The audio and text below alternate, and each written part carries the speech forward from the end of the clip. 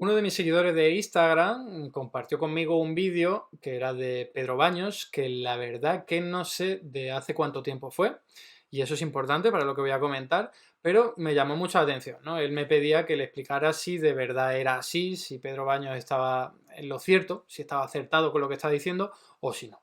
Entonces yo vi el vídeo y la verdad que me sorprendió, porque decía muy claramente algo que es absolutamente erróneo y se puede demostrar, pero más allá de eso, es que es parte del sentido común y yo hace 10 años lo compartía también. Y yo era uno de aquellas personas que difundía este planteamiento, ¿no? Que como digo es equívoco, es un error, ¿no?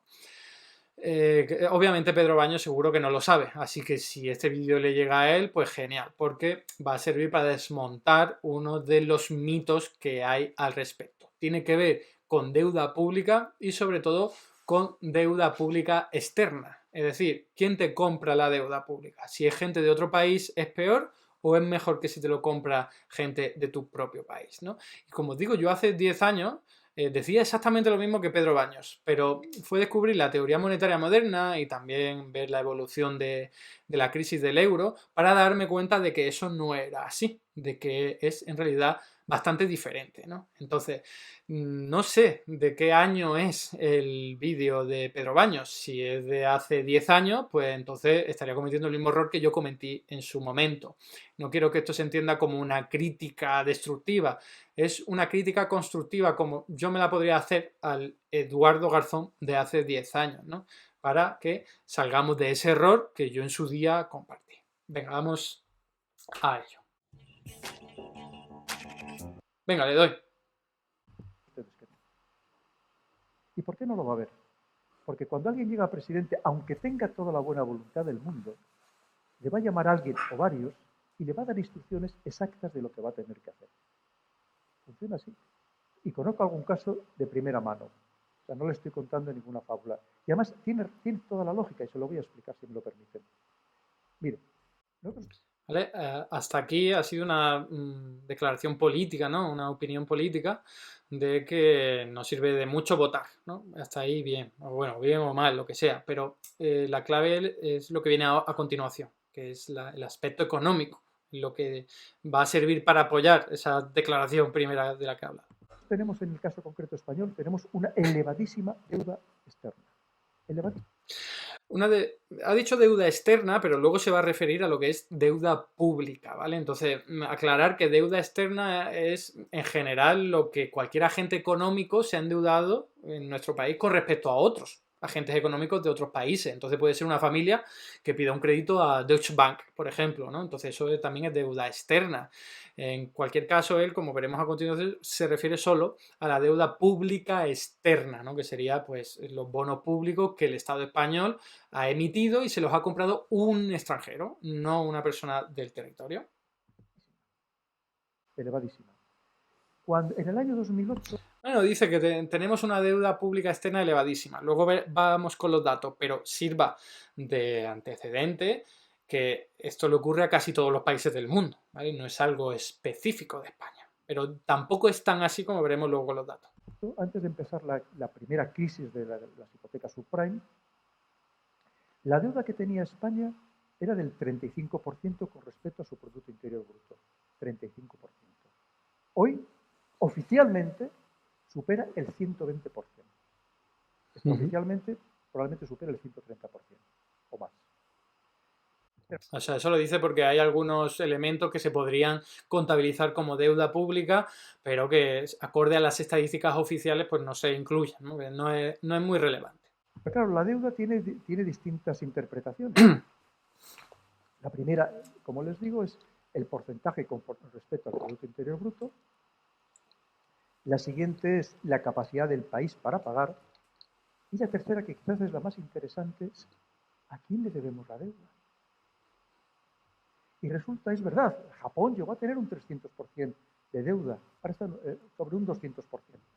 Bueno, esto es una tontería, pero no es así. Nunca ha superado el 260% del PIB y actualmente se encuentra por ahí en un aumento ascendente. Pero bueno, esto no es lo relevante. Hay países que tienen una deuda similar a la de España, como es el caso de Italia. Pero la deuda japonesa está todo en manos japonesas. La deuda de Italia, básicamente, en bancos italianos. Pero nosotros, casi el 80% de nuestra deuda está en manos extranjeras. A ver, lo primero, no es cierto el dato que ha dado, un error, lo habrá obtenido ese dato de por ahí y estaba mal, porque actualmente está en torno al 50%, ahora vamos a ver los datos, y antiguamente, o sea, hace 10 años, que quizás el vídeo era de ese momento, no superaba el 40%, entonces no estamos hablando de un 80%. Y en cualquier caso, ese razonamiento tan típico que utiliza tantísima gente de no, Japón tiene una deuda pública muy elevada, pero como lo han comprado los japoneses no tiene problema. Ese razonamiento, que parece intuitivo, ¿no? Es intuitivo y es fácil de comprender, es falso. Ahora voy a explicar por qué. Quiere decir que somos títeres de alguien. Alguien nos dice lo que tenemos que hacer o se lo dice a nuestros dirigentes. Como les digo, con independencia de la voluntad que quieran tener, de lo que hayan prometido, porque no lo van a poder cumplir. Es tremendamente complejo y no acusemos a nadie. Cualquiera de nosotros, si estuviéramos en su lugar, nos pasaría lo mismo. Cuando llegáramos, abriríamos los cajones, veríamos los recibos. Imagínense ustedes en su casa, que de repente abrieran los cajones y se encontraran llenos de facturas que tienen que pagar. Y le llamaran los acreedores y le dirían, tienes dos opciones, o haces lo que yo te digo, o que sepas que vas a durar 2 días en el puesto, porque ya te prepararemos alguna. Pero saben preparar muy bien. A ver, yo ya lo dejo aquí, el resto no es tan relevante. Fijaos, de lo último que ha comentado. Si imaginaos que somos nosotros que cogemos las facturas, pues es que eso es la típica equivocación que adolece cualquier persona que no ha estudiado mucha economía, que compara las cuentas públicas con las cuentas privadas de una familia o de una empresa. Yo estoy aburridísimo en este canal de intentar explicar que eso en absoluto es así, porque de hecho son contrarias. O sea que para que la gente de su familia y su empresa puedan tener dinero, el Estado se tiene que endeudar y tiene que tener déficit público. Pero más allá de eso, de esa explicación de que no es para nada comparable lo que tengas en una factura tú como empresa o como familia con lo que tenga un Estado, es que lo importante es darse cuenta de que la deuda pública de un Estado la controla el Banco Central correspondiente. Esto es súper importante y es algo que a mí también se me escapaba hace 10 años, como he comentado antes. Pero ya lo tengo clarísimo. ¿Por qué lo tengo clarísimo? No solo porque he estudiado teoría monetaria moderna y es que queda clarísimo tanto en términos académicos como empíricos, sino porque la propia crisis de deuda pública a la que ha hecho referencia Pedro Baños, pues lo que vemos es que en aquel momento hubo un problema con la prima de riesgo porque el Banco Central Europeo dio la espalda a los países como España, como Grecia y tal, y entonces la prima de riesgo aumentó. En el momento en el que dijo, ostras, me estoy pasando, estoy apretando demasiado aquí la soga, voy a relajarme, y ahí es donde vimos cómo la prima de riesgo pues, se mantiene mucho más controlada, a pesar de que tenemos deuda pública mucho más elevada. Bueno, me estoy dando cuenta ahora, error mío, de que se ha hablado de deuda pública al 120% sobre el PIB, ¿no? Si no he dicho mal, es porque es un vídeo de actualidad, ¿no?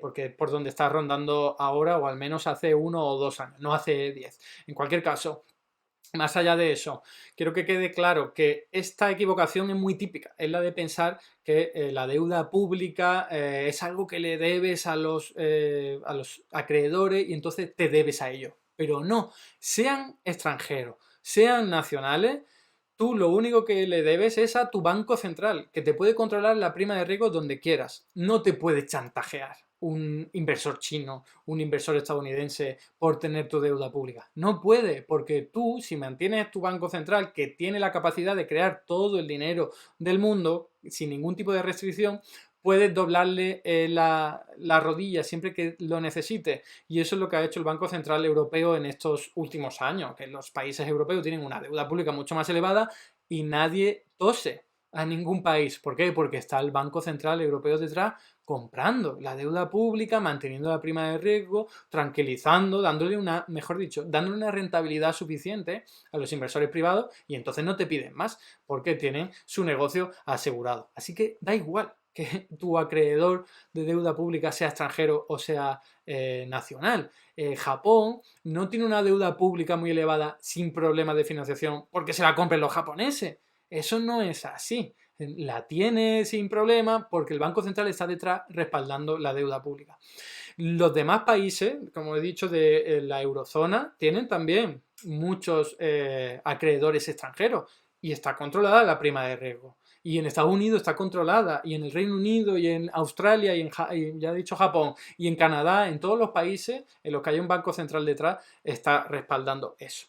Y ahora voy con los datos porque me parece súper importante que veáis los datos, no solo para desmentir esa equivocación que ha tenido dando los datos, sino también para desmentir por completo el mito de que la deuda pública importa su sostenibilidad si la poseen extranjeros o nacionales. Aquí tenéis la deuda pública española por tenedores, por propietarios, a diciembre de 2022. Los últimos datos disponibles que están a la vista. La parte izquierda, esa del 39%, son los extranjeros. ¿Vale? Entonces, no estamos en el 80%, como decía Pedro Baños, eso es un error. Pero más allá de eso, ¿os habéis fijado en el 36% de ese rojo? Ese es el Banco de España. Ese es el Banco de España, es el Banco Central que tiene con pocas competencias, pero es el Banco Central el que le permite al Banco Central Europeo operar y comprar deuda pública. Entonces esto es muy interesante porque más allá de que en España no le debemos nada a los extranjeros, ni siquiera a ese 39%, ni siquiera aunque fuera un 80%, porque lo va a controlar todo el Banco de España. Lo importante es ver esto, que la evolución del Banco de España ha sido creciente. En este caso es la parte gris, ¿vale? En lo del Banco de España, los bonos públicos que tienen su propiedad. ¿Por qué ha ido aumentando durante todo ese tiempo? Porque desde 2015, como digo, se ha creado mucho dinero por parte del Banco Central Europeo para que los bancos centrales nacionales compren su deuda pública y así bajen la prima de riesgo. Así que esto se puede hacer hasta el infinito o en las proporciones que uno quiera para evitar que tu prima de riesgo se dispare. Y ya para comparar con otros países, y ya terminamos, España no es uno de los países que tiene unos acreedores extranjeros con un peso muy importante. Fijaos ahí, el peso de la deuda pública extranjera es bastante reducido. Fijaos ahí, lo de los residentes nacionales, ¿no? Sería la parte esa burdeo o rosita, y la de los no residentes, que son los extranjeros, sería la parte verde, la verde clara. Entonces, España, si lo encontráis en este gráfico, está de hecho de los primeros. Esto es un gráfico de Eurostat, son datos oficiales de la Oficina de Estadística Europea y se puede ver ahí como Suecia, Dinamarca, República Checa, los Países Bajos, Italia y tal, pues tienen unos niveles muy parecidos a los de España. O sea que ni siquiera aceptando la premisa esa de Pedro Baños de que cuidado que le debemos dinero a los extranjeros, ni siquiera aceptándosela, España estaría en una mala posición, porque tiene pocos acreedores extranjeros en comparación con otros países, como por ejemplo Chipre, porque es un paraíso fiscal, o Estonia, o Letonia, o Lituania, pero es que da igual, como digo, da igual. Si el Banco Central Europeo no le da la espalda a esos países, no van a tener problemas de deuda pública ni de prima de riesgo. Hasta aquí el vídeo de hoy. Muchas gracias por estar ahí y si te ha resultado interesante, no dudes en comentar, darle like y compartir, que la teoría económica dominante no se combate sola.